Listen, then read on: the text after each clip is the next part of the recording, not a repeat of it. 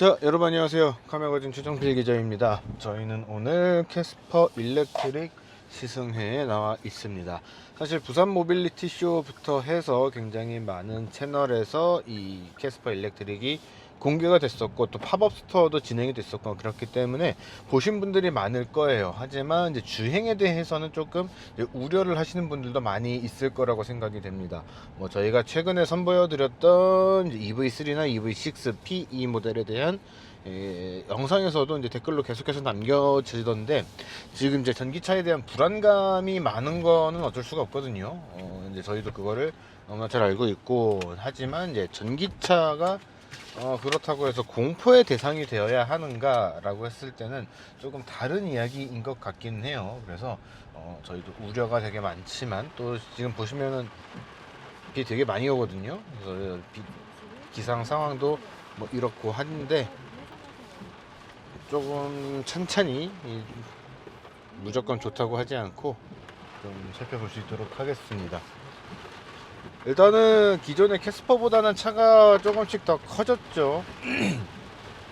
특히 뒷좌석 쪽이 늘어나는 거에 조금 더 집중을 해줬고, 그러면서 이제 사실은 배터리를 더 추가로 탑재를 하기 위함이었어요. 그러면서 뒷자리가 조금 더 늘어나게 됐고, 그로 인해서 이제 경차의 기준을 벗어나게 되는, 그래서 경차의 혜택을 받을 수 없는 그런 차가 되었습니다. 사실 캐스퍼가 경형 SUV라는 차급으로 굉장히 독특한 이 시장을 만들었었기 때문에 이 경차의 타이틀을 버리게 된 거는 좀 많이 아쉽다고 할 수 있을 것 같아요. 그런데 그럼에도 이제 배터리 셀을 위해서 다른 것들을 포기한 이유 중에 하나는 이 차의 개발 컨셉 때문이거든요. 그래도 300km는 갈 수 있는 전기차를 만들자가 처음부터 깔린 이 개발의 목표였다고 합니다. 그래서 배터리가 300km를 갈 수 있는 배터리가 탑재되기 위해서는, 안정적으로 300km를 가기 위해서는 이 차체 크기를 조금 더 늘릴 필요가 있었다고 합니다. 그래서 그런 것들을 포기를 하더라도 조금 더 넉넉한, 그래봤자 49kW인가 그랬을 거예요. 47인가 49인가 그랬을 건데, 그렇게 배터리를 조금 더 넣는 방향을 선택을 했다고 합니다. 그러면서 이제 최근에 이제 더 뉴 캐스퍼도 이제 공개가 되기는 했는데, 디자인 공개가 된 거죠. 그렇긴 했는데, 캐스퍼 일렉트릭만의 디자인 요소들도 조금 더 넣어줬어요. 그래서 이제 픽셀 라이트가 더 들어갔다던가, 이제 테일 램프나 이제 후진등이나 이런 측면에서도 이제 조금 네모난 각진 것들을 더 넣어줬다거나, 그리고 원래 캐스퍼 하면은 앞쪽에도 그렇고 뒤쪽에도 그렇고 동그란 램프가 들어간 게 인상적인 포인트였거든요. 근데 그 부분에도 약간 X자처럼 이제 그래픽이 들어간 듯한 그런 이미지들을 추가를 해주면서 일반적인 캐스퍼하고는, 그러니까 내연기관 캐스퍼하고는 정확하게 좀 디자인적으로 분리되어 보이는, 다른 차처럼 보이는 그런 요소들을 만들어 주게 됐습니다. 실내 같은 경우에는 조금 이제 말이 좀 나올 수 있을 것 같아요. 왜 그러냐면은 이제 캐스퍼 같은 경우 이쪽에 이제 기어 레버가 그대로 자리가 되어 있었는데, 이번에 이제 전기차가 되면서는 이제 이쪽으로 컬럼형 로터리 방식의 요 변속기 레버를 변경을 해줬어요. 최근 현대차가 선보이고 있는 전기차에 많이 들어가고 있는 형태죠. 예전 같았으면 현대기아에서라고 이야기를 했을 텐데, 지금 기아가 EV6 피드 같은 경우는 또 그렇고 일부 모델에서 이 로터리 방식의 변속기를 그대로 사용을 했기 때문에 현대차라고만 이야기를 해야 될 것 같아요. 그런 식으로 좀 위치를 변경을 해줬는데, 그러면서 좌우의 공간이 조금 더 넓어지게 됐고, 이제 흔히 말해서 이 얌전한 다리라고 하죠. 공손한 다리를 강제로 만들어줄 수밖에 없었던 실내 공간을 조금 더 여유롭게 사용할 수 있게 바꿔줬다라고 이야기를 합니다. 이거는 이제 현대차의 공식적인 설명과 소비자분들의 설명을 같이 섞어서 말씀을 드린 건데, 개인적으로는 여기에 변속기 레버가 있었다고 해서 그렇게까지 막 좁은 느낌을 받지는 못했었던 것 같아요. 그래서 요게 오히려 더 좋은 거가 됐는가 라는 거에 대해서 조금 생각에 대한 방향이 좀 다릅니다. 여기로 옮겨지면서 더 넓어졌다는 잘 모르겠어요. 하지만 여기로 옮겨지면서 공조장치의 위치라든가 이 아래쪽에 여기 이제 무선 충전패도 들어가 있거든요. 이런 것들에 대한 공간에 대한 배치, 활용, 추가적인 활용 같은 것들, 그런 것들은 훨씬 더 개선이 됐다라고 보기 때문에 그 측면에서는 공간 활용성이 개선이 됐다라고는 이야기를 할 수 있을 것 같아요. 그래서 방향성이 다르기 때문에 어떤 측면에서 그 공간성이 좋다고 할 수 있는가에 따라서 그 생각은 좀 바뀔 수 있을 것 같습니다. 인포테인먼트나 이런 것들 같은 경우에는 이제 이제는 조금 익숙할 것 같아요. 사실 캐스퍼 일렉트릭이 차급이나 차의 크기, 가격 이런 것들 대비 굉장히 많은 것들을 넣어 놨습니다. 그래서 좀 약간 좀 오버 스펙이라고 생각이 되거든요. 그런 정도로 굉장히 많은 것들을 넣어 줬기 때문에 사용상의 편의성에 있어서는 사실 뭐 경차라고 할 수 있는 차가 몇 개 안 남기는 했지만 동급 최강이라고는 할 수 있을 것 같아요. 그리고 이 차가 다른 어떤 차들보다도 좀 훌륭한 상품성을 갖고 있다라고 이야기를 하게 되는 이유 중에 하나는 사실 먼저 나왔던 경차 전기차가 레이 EV죠. 현재 판매되고 있는 레이 EV인데, 레이 EV 같은 경우에는 LFP 배터리를 탑재를 했어요. 물론 그 덕분에 저 주행거리는 조금 더 짧아지긴 했지만 그만큼 가격도 낮아졌기 때문에 합리적으로 쓸 수 있는, 그러니까 경차라는 타이틀에 어울리는 그런 상품성을 가져가게 됐다라고 이야기를 하는데, 이번 캐스퍼 일렉트릭에는 NCM 배터리가 탑재가 됐어요. 3원계 리튬 이온 배터리가 탑재가 됐습니다. 이게 이제 안전하다는 얘기는 지금은 못하게 됐죠. 하지만 이제 주행거리 측면에서는 훨씬 먼 거리를 갈 수 있는 그런 배터리라는 거는 배터리 특성상 반박을 할 수 없는 내용이기 때문에 또 가격이 조금 더 비싼 배터리이기도 하고요. 하지만 이제 그런 배터리를 탑재를 했음에도 가격대는 그렇게 크게 차이가 나지 않고, 그러면서 주행거리는 조금 더 넉넉하게 가져갈 수 있는 그런 상품성을 구성했기 때문에 레이 EV를 사셨던 분들은 조금 가슴이 많이 아프실 것 같고요. 이제 살려고 하시는 분들은 나름 꽤 이득을 봤다라고 할 수 있을 것 같습니다. 이렇게 이야기를 하면 이제 결국에 문제는 저거거든요. 레이 EV 오너만 피를 봤어요. 그래서 이제 입장에 대한 차이가 조금 있을 것 같은데, 전반적으로는 캐스퍼 일렉트릭의 상품성은 상당히 좋은 편에 해당을 한다. 경차 기준으로 봐도 아니죠. 경차 기준으로 보면은 그냥 압도적이고, 요것보다 한 단계 위에 있는 소형차 기준으로 봐도, 혹은 중형까지 좀 건드려서 보더라도 꽤나 훌륭한 상품성을 가지고 있다라고 이야기를 할 수 있을 것 같아요. 그래서 상당히 부러운 존재가 됐다라고 볼 수 있을 것 같습니다. 주행에 대한 이야기를 해봐야 되는데, 사실 이제 300km까지 가는 거를 목표로 했기 때문에 출력이나 이런 것들에 대한 좀 제한이 있을 수 있거든요. 사실 지금 비가 너무 많이 와서 다른 자료를 보는 거는 좀 불가능할 것 같고, 제가 기억하는 걸로는 약 한 115마력을 발휘를 하는 것으로 기억을 하는데, 그런 것 치고는 이제 조금 더 넉넉하게 나아가는 느낌?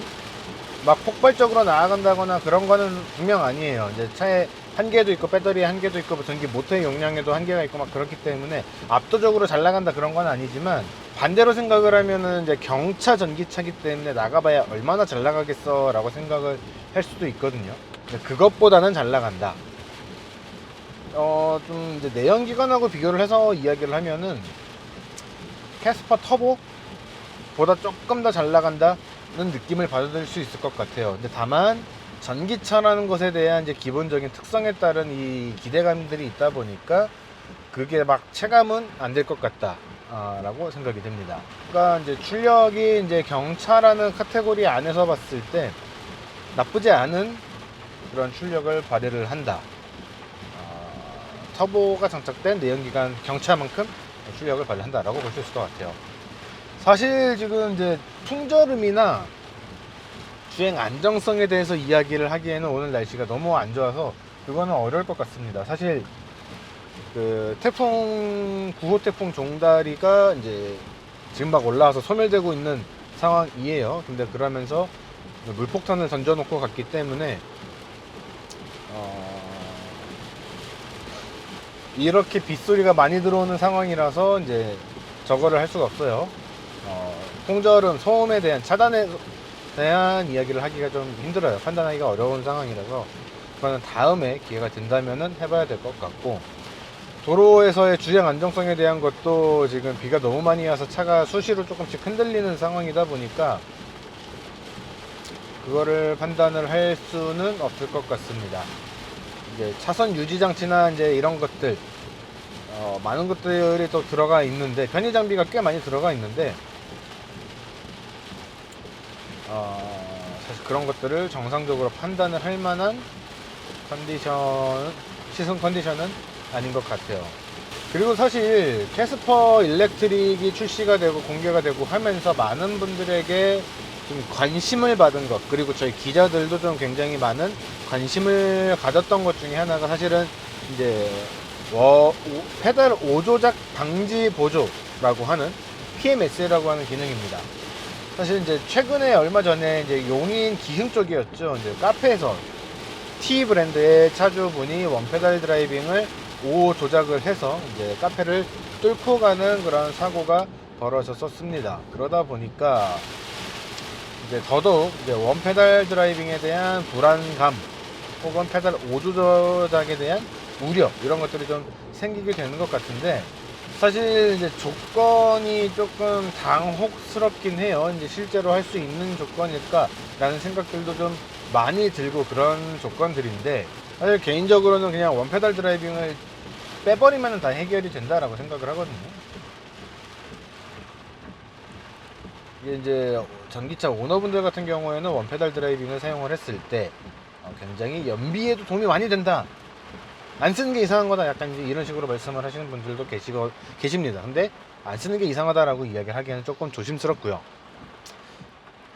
이제 편한 기능들은 많죠. 근데 그게 안전을 해치는가에 따라서 이제 안전을 정말로 해칠 가능성이 있다거나 그렇게 된다면은 그거는 이제 실제로 적용을 하는 것에 있어서 좀 많은 고민을 해야 된다라고 생각을 합니다.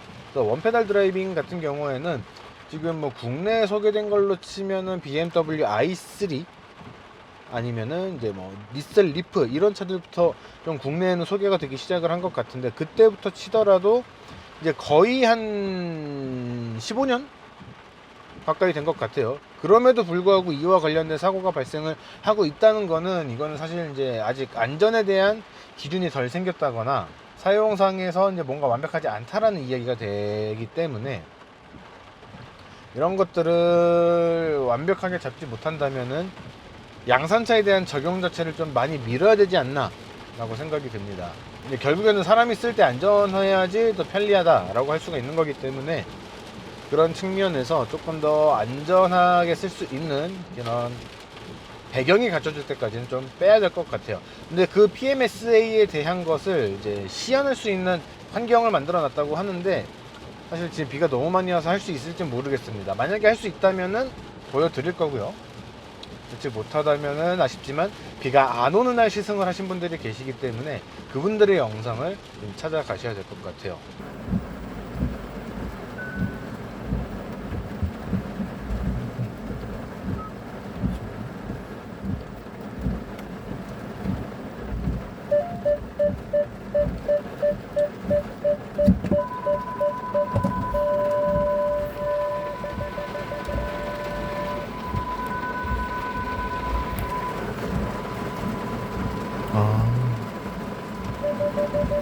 근데 0.25초라고 해서 생각보다 되게 짧다고 생각을 했는데 또 그렇진 않네요. 0.25초긴 한데 되게 부드럽게 빠르게 밟으면 네. 진입이 되고. 그러니까 약간 그런 거군요. 설명대로 보면은 어려운데 예. 실제로 하면은 이제 우리가 보통 주행할 때 할 수 있는 잘못 조작되는 상황, 일반적인 그런 상황이라고 볼 수 있는 거네요. 그렇죠. 일단은 근데 이 페달 오조작은 정차 혹은 정차 후 프립 상태에서 완전 빠른 속도에서는 네. 없는 기능이고요. 네. 기본 조건 자체는 그거긴 하니까. 예, 맞습니다. 그러니까 사실 설명 같은 거를, 그러니까 테크토크 같은 거 하실 때 예. 그 설명에서 이제 0.25초 내에 100%를 밟아야 된다, 그런 설명들이 사실은 조금 비현실적이라고 생각이 됐었어가지고 예. 그렇게 생각을 했었거든요. 가격대가 보조금을 받고 뭐 이것저것을 한다고 하더라도 2천만 원 중후반대 3천만 원도 조금 넘어갈 수 있을 것 같아요. 선택 품목에 따라선. 그러면은 사실 이제 경차라는 타이틀에서 이제 살만한가라는 생각이 계속해서 들 수밖에 없을 것 같은데, 사실 경차가 무조건 저렴해야 하는가에 대해서는 조금 다르거든요. 막 저렴하다고는 못하겠지만 그렇다고 엄청나게 비싼 가격이냐라고 했을 때는 또 섣불리 이야기를 하기 어려운 부분들이 있습니다. 하지만 종합적인 상품성을 봤을 때, 물론 이제 날씨 때문에 몇 가지 판단을 하지 못한 부분들이 있긴 하지만 종합적인 상품성을 봤을 때는 괜찮은 구성이다 라고 생각이 돼요. 그래서 그런 구성들이 이제 마음에 드신다면은 계약을 하셔도 될 것 같고, 그게 아니라면은 난 그래도 그 값 주고 경차 사는 건 아닌 것 같아 라고 생각이 되신다면은, 그때는 이제 조금 뭐 더 주시긴 하셔야겠지만 EV3를 사면은 그거는 좀 해소가 될 수 있을 것 같거든요. 그래서 여러분의 지갑 사정과 이제 구매에 대한 생각이 맞는 차를 좀 골라 보시면 나쁘지 않은 선택을 하실 수 있을 것 같습니다. 비가 너무 많이 와서 몇 가지 좀 판단을 못한 부분들이 많은 게 조금 아쉽기는 한데, 자, 일단 이번 영상은 여기까지고요. 날씨가 이래서 많은 이야기를 못한 것 같아 조금 아쉬운데, 다음에 기회가 된다면 다시 한번 살펴볼 수 있도록 하겠습니다. 자, 이번 영상 여기까지고요. 저희는 또 조만간 다른 시승 영상으로 돌아올 수 있도록 하겠습니다.